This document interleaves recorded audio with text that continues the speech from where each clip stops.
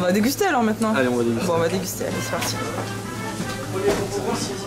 Donc là, je vous présente la cuvée Prestige en blanc, qui est un blanc qui est assez particulier dans le sens où il est vinifié et levé en barrique neuve pendant une douzaine de mois. On va pas faire trop de bâtonnage, on va pas trop extraire le vin parce que la philosophie, ça va être d'arriver à avoir une belle tension. Au soleil, on a naturellement. On va essayer d'avoir une belle fraîcheur dans le vin. Il y a une expression de la Marsanne et la Roussanne qui est agrémentée d'un côté grillé mais qui laisse place quand même aux fruits, au côté floral de la Marsanne Roussanne. Plutôt dans la jeunesse ou ça pourrait se garder quelques années? Soit carafé, parce que c'est un blanc qui sort là pour le millésime 2011, ça a été mis en bouteille en septembre, donc c'est un blanc qui sort quand même d'élevage. Moi je le conseille vraiment avec des fromages par excellence, avec tout ce qui est truffe, foie gras. C'est vraiment superbe. Ou des poissons en sauce ou des viandes blanches, genre poulet de Bresse, des choses comme ça, des volailles blanches. C'est formidable. Donc le rosé, on est sur un rosé qui appartient à la gamme classique. Donc la gamme classique chez Olio-Romanée, c'est une gamme qui comprend 3 couleurs, le rosé, le rouge et le blanc. Et qui a la particularité d'être travaillé spécialement et uniquement en cuve. Donc l'idée c'est garder vraiment l'expression du fruit et du raisin. Pour ce rosé, on est sur un rosé de pressurage direct. On n'est pas sur une technique de saignée qu'on a assez couramment dans le Languedoc. Là, c'est le principe d'une vinification en blanc, tout simplement, mais sur des cépages qui sont le grenache gris, le cinsault et un peu de mourvèdre. Donc on fait une courte macération pelliculaire et voilà, on obtient un rosé qui est sur une aromatique un peu de fraises tagada, bonbons anglais, avec une couleur très pâle. Une belle vivacité, mais en même temps c'est un rosé de table, un rosé de gastronomie, un joli volume en bouche, c'est pas simplement un rosé de tonnelle. Voilà. Il y a de quoi marier des plats avec, facile. Le cuvée Alice, on est sur l'entrée de gamme Corbière du domaine. Donc c'est vraiment pour nous la cuvée qui est censée représenter aussi la base de la gamme Olio-Romanée.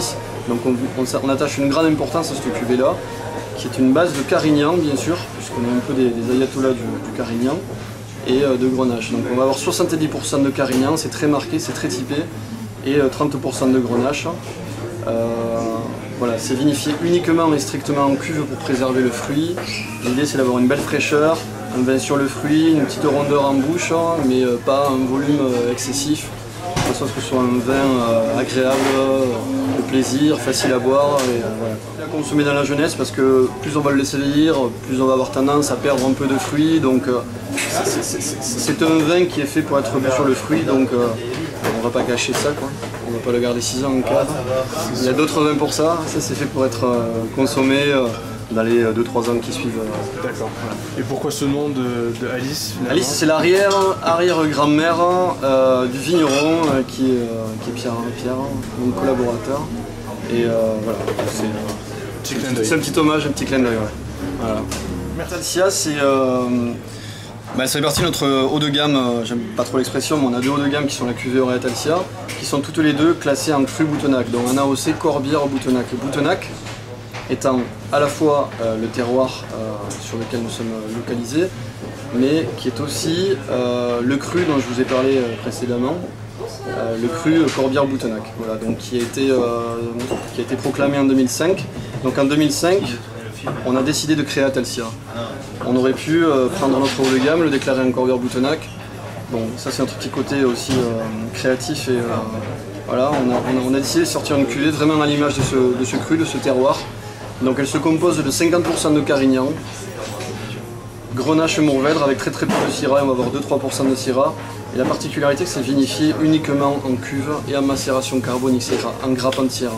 C'est assez non interventionniste dans l'âme. L'idée c'est d'avoir quelque chose de très pur, très droit et sans bois, sans rien. On n'est pas sur les couples traditionnels, Syrah, Grenache en barrique pour les hauts de gamme en général en Languedoc, je dis bien en général. Là on est sur quelque chose de très typé, très identitaire et très élégant sur le fruit avec une belle fraîcheur. Voilà, et à la fois gourmand. Là on est sur le millésime 2010 qui est un millésime très équilibré, une belle balance avec les acidités, les maturités, c'est vraiment très facile à boire. On a 1 an aussi d'élevage en bouteille. Avant de le sortir on le garde 1 an en bouteille pour fondre vraiment les tanins. Et, voilà. Ça c'est Atalsia, et pour la petite histoire, Atalsia en occitan ça veut dire ainsi soit-il, qu'il en soit ainsi plutôt. Ça résume un peu la philosophie de ce vin. On a pris les plus belles parcelles, les plus beaux raisins, et c'est assez non interventionniste. Voilà.